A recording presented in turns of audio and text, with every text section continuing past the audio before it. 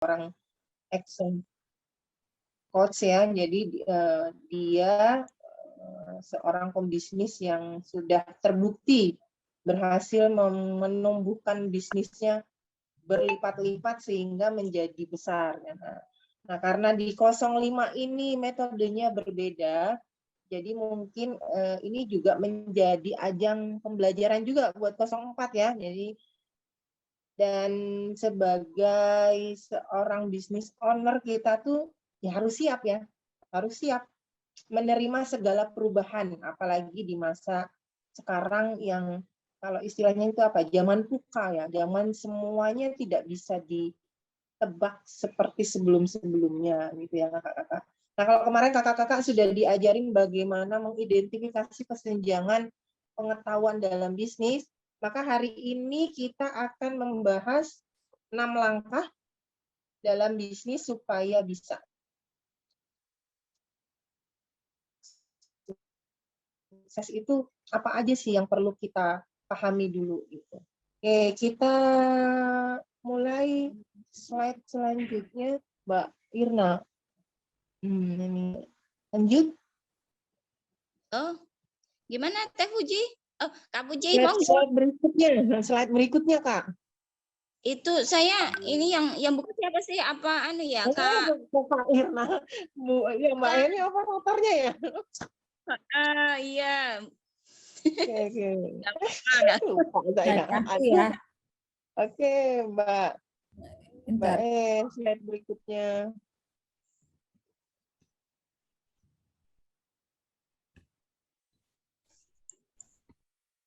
Nah, ini harusnya ada musik ya, Kak ya? Harusnya ada musik ya? Iya, tambah semangat kalau ada musiknya. Lah ya itu caranya piye itu? Enggak, maksudnya memang ini tuh ada musiknya, waktu dibikin ada musiknya? Enggak. Enggak. Pas aku buka slide ini harusnya itu jadi berendam gitu loh. Jadi harusnya ya. Iya. Kok punya saya malah nggak bisa gerak ya Bu, cuma kayak gambar aja. Oh iya ta. Ini gerak-gerak kok. Nah, ini gerak nih. Nah ini, oke, ini anggap kita masuk ke slide kedua ya kakak-kakak. Nah ini. Jadi nanti dalam 60 hari ke depan gitu ya, 60 hari ke depan kita akan membahas tentang 30 kali bagaimana kita bisa membangun sebuah bisnis. Jadi saya mengucapkan selamat datang di ekosistem mastermind ini. Mudah-mudahan kakak-kakak semua nanti bisa sama-sama belajar dengan kami-kami di sini ya, membangun agar bisnisnya bisa berlipat-lipat dan bertumbuh besar. Gitu kalau kata Om Bret menjadi 30 kalinya dari bisnis kita yang sekarang. Gitu. Nah, kita akan sama-sama belajar. Nah ini, kalau kita akan belajar mempelajari struktur bagaimana 6 langkah untuk membangun bisnis seperti yang tadi sudah saya sebutkan di awal ya. Nah kalau menurut kakak-kakak, kira-kira sukses itu apa sih Kak? Boleh dibantu. Ini ada Teh Wulan sudah hadir. Oh, Teh Wulan sudah hadir ya? Sudah. Kalau Teh Wulan sudah hadir, saya serahkan Teh Wulan ya. Maafkan ya, aku aduh, pas ngelihat jam, astagfirullahaladzim. Oke, nggak apa-apa Teh Wulan. Monggo, nanti moderatornya Teh Wulan ya. Oke. Boleh. Tapi ini udah mulai ya, Teh Puji silakan lanjut aja dulu. Iya, oke. Enggak, silakan. Kalau untuk operatornya siapa ya? Aku. Mbak Heni. Oh, Mbak Heni. Baiklah, maaf ya semua. Ya, silakan teman-teman. Kalau menurut teman-teman lagi ya, kakak-kakak, apa sih sukses bisnis itu? Bisnis yang sukses itu bisnis yang seperti apa sih Kak? Ayo, boleh sharing. Ditunjuk aja kali Mbak Puji ya. disebut gitu namanya. Ayo, sebelum saya tunjuk, seorang business owner itu harus bisa memberi contoh ya kakak-kakak. Benar-benar Harus bisa simulasi. berani gitu loh. Nah, kalau business ownernya nggak berani, terus timnya mau berani gimana coba? Wah, mantap. Enggak, enggak. Waduh, Loh, ibaratnya kan kalau business owner itu pusing. seperti orang tua. Terkadang kita suka egois ya. Ayo anak-anak saya harus soleh, soleha gitu. Tapi kitanya sendiri belum bisa memberi contoh menjadi orang tua yang soleh gitu. Ayo kakak-kakak, jangan menunggu ditunjuk ya. Jangan menunggu ditunjuk gitu. Di sini ada Kak Dini, ada Kak Eka, ada Kak Irna, ada Bu Ida, ada Teh Nurul, ada Teh Nur, ada Mbak Nurul. Kira-kira menurut kakak-kakak, bisnis yang sukses itu bisnis seperti apa sih, Kak? Ini ya Kak, Saya apa Oke. sih? Mbak Siapa Dini? tuh? Bentar. menurut saya bisnis yang sukses ya. Ya, Mbak Dini.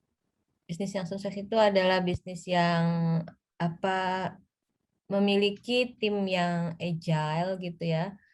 Artinya itu bisa berjalan dengan sendirinya tanpa kita, tanpa kehadiran kita. Dan apa tim itulah yang membuat bisnis itu profit gitu dengan mereka agile seperti itu. Kayak gitu. Wah, itu betul-betul jawaban seorang pebisnis mantan ini. Apa? Pendidikan mendapatkan ilmunya Om Bret itu. Ini ya, terstruktur ya. Oke, nah ini menarik ya, kakak-kakak. Ada kalimat dari Mbak Dini, agile, lalu harus ada poin penting profit gitu ya. Nah, karena sebelumnya ya, kalau saya pribadi itu dulu itu di awal ketika memulai bisnis itu punya mindset yang kalau karyawanku banyak itu bahagia gitu. Enggak dipikirin ini bisnisnya profit atau enggak gitu. Kira-kira ada yang punya pengalaman sama seperti saya gitu. Itu harus taubat ya, kakak-kakak. Jadi merasa senang ketika banyak karyawannya, tapi ketika dilihat laporan keuangannya defisit gitu. Itu pernah saya alami gitu ya.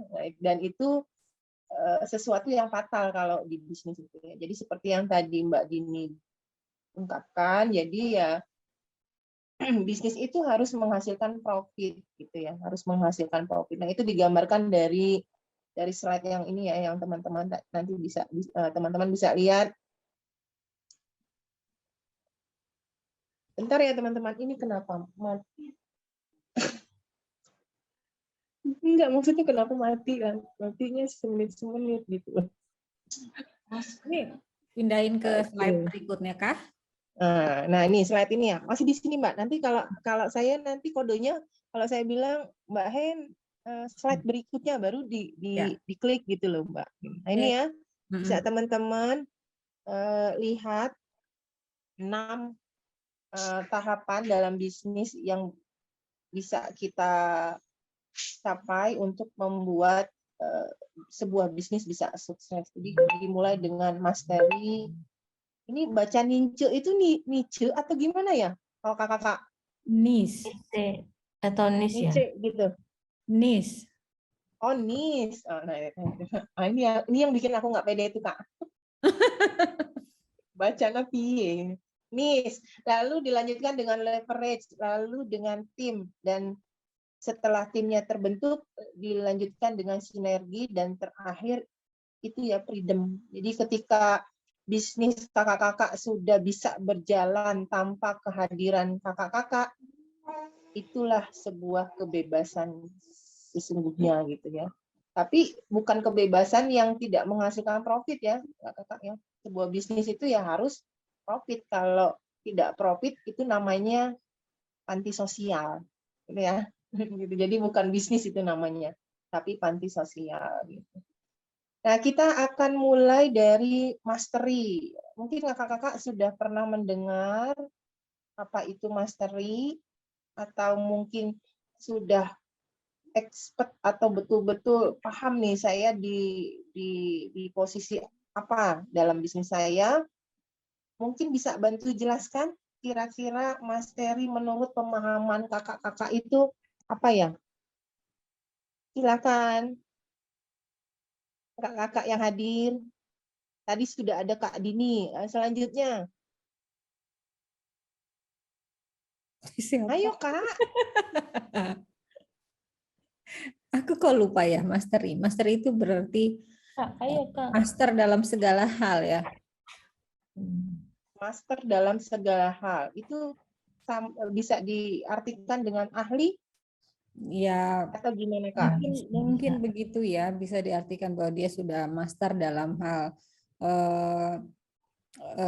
apa namanya untuk membuat sebuah perusahaan yang profitable, dia master dalam marketing, master dalam cash flow, dalam sistem gitu ya. Semuanya itu sudah master dalam hal itu gitu. Berarti kalau diartikan mungkin ahlinya dari ahli gitu ya. Kalau master itu. Dari ahli. Ya, karena kan seperti yang kita ketahui kalau master itu jadi piawai. Kalau piawai karena beda ya kakak-kakak stepnya itu kalau hanya bisa kan. Jadi ketika kita mempelajari sebuah ilmu itu tahapannya kita tahu dulu, tahu oh ilmu ini gitu ya. Setelah itu kita pelajari untuk masuk ke level bisa, setelah bisa kita asah, kita konsistenkan untuk fokus di situ, maka menjadi ahli. Nah, kalau master ini ahlinya ahli gitu. Gitu mungkin ya kalau pemahaman saya. Jadi ahlinya ahli sehingga piawai dalam menjalankan sebuah bisnis karena bisnis itu mencakup hal detail yang banyak dan semuanya itu perlu dipelajari sampai sedetil-detilnya. Gitu. Jadi mastery ini nanti yang akan membuat bisnis kita bisa mendatangkan profit sehingga kita berada di level yang tadi itu ya, yang teratas freedom. Ya, lanjut Mbak Hen, slide berikutnya.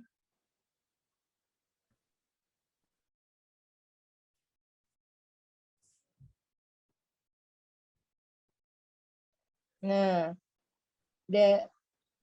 ini 6 langkah dalam bisnis itu, level pertama yang akan kita pelajari bagaimana kita menjadi master ya, piawai.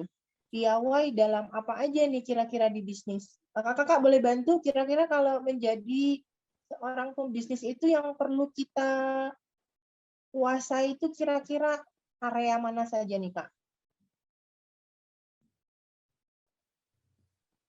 Ya, silakan Kak Nuryani. Waduh, tadi tentang mastery ya. Mastery itu di mindset saya sih jago lah ya gitu. Master itu paham, menguasai.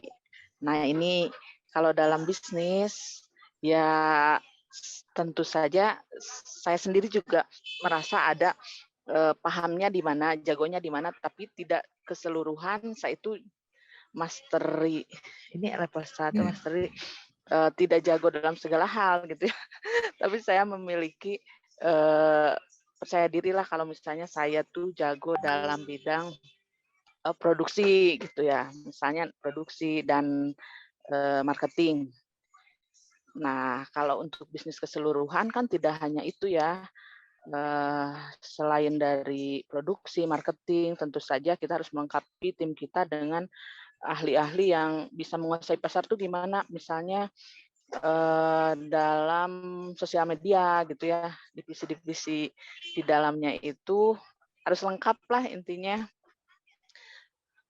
biar tidak terjadi kekacauan gitu ya dan terkontrol. Nah, misalnya keuangan kayak gitu. Gitu aja sih. Oke, terima kasih Kak Nur ya. Jadi kakak-kakak ada 4 fokus area dalam mastery gitu ya. Nah, ini oh ya untuk kakak-kakak 04 saya mungkin sedikit ini ya sedikit memberitahu. Jadi nanti konsepnya itu saya tidak akan membacakan slide gitu. Jadi memang lebih banyaknya saya gini, ya, jawab gini, karena kalau membacakan slide itu jadi kelihatan apa ya?